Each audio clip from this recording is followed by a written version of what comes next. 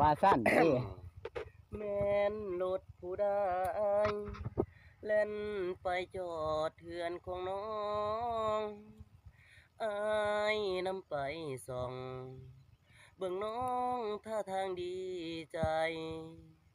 เขากับจอมขวัญพากันไปหาซื้อไก่มาต้มอยู่เฮือน3 วัยอายเลยไปจอบอยู่กองตารางพออายได้ฟังเสียงที่ดังออกมาเขาบอกน้องว่าขอหอมแก้มน้องนางจบพังเขาเว้า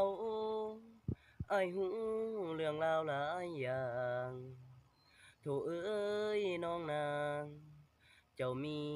ผู้บ่าวอีกคนสับสนหัวใจหลายเด้นออายพังเสียงเขาพักตอนไกลคือพักใจของอายปีปน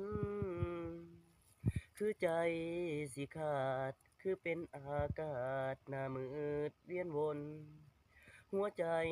ของอายสับสนเมื่อหูอีกคนมาขี่ใส่ใจโทษเด้อ3 วัยมาขี่ใส่ใจอายเทนาอานงจนกวงห่วงหาเป็นหยังนางบ่ไปขี่ใส่ปัจจัยน้อยน้อยมาขี่ใส่น้อ3 วัย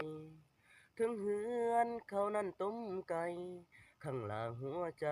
ของอายมันเปื่อย